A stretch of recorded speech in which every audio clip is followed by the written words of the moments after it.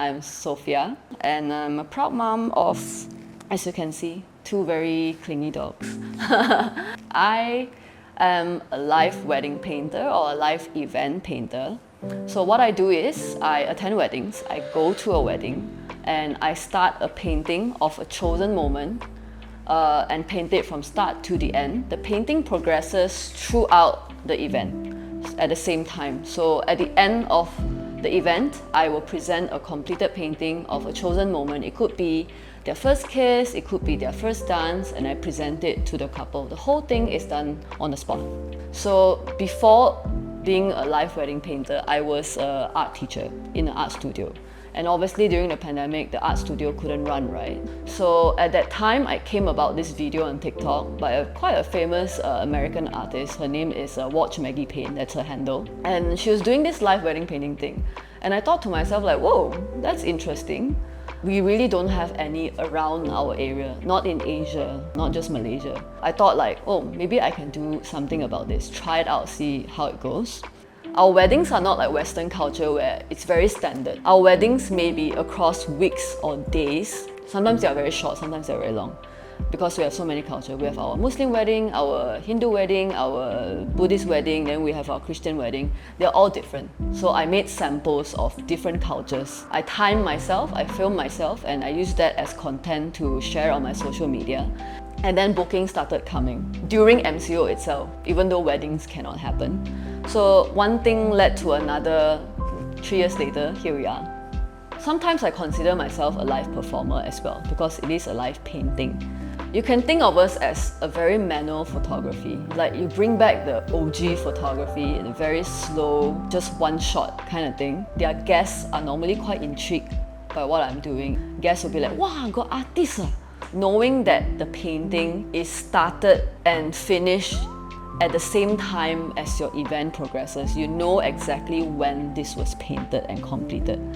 So it's a very nice, I would say, keepsake. I think for me, my dream was to have any sort of occupation to do with art, as long as I am creating. I think it feeds my soul in a way. What I really want is really very simple. I want to be financially stable. I want to be able to feed myself and not worry about my money. And the other element is sleep is very important to me. So I wanted a job that allowed me to have at least 7 to 8 hours sleep, which is what I'm doing now. So I can say that I have achieved my motive or intention for starting this whole business. Yeah. Live painting, painting in front of people, in front of a crowd, in an open space with all the distraction going on, the music and the ever-changing lighting. It's not an ideal situation for any artist to paint in. It's a very stressful environment. As people are walking by, they are constantly judging your work. And in painting, sometimes we go through something called the awkward stage. The stage where it's like, it's not nice, it's not ugly, it's just weird, right? So those times you can feel the judgment from the guests like, does she know what she's doing? There's really a lot of like trust the process mindset that is going on. So I think that's the biggest challenge, to put yourself out there and to remain strong and positive despite the judgments of other people. I think when I started this business, there wasn't anyone else doing it. There was no benchmark, no one knew about it. Everyone was skeptical. So after 3 years, I think a lot more people are seeking out for live painters. There are also more live painters now. I'm hoping that live painting will become a necessity in events, wedding events. Just like photographers, videographers, makeup artists, I want it to be an essential. Hopefully one day, yeah. My advice to someone who wants to start live painting is to think it through and through before doing it.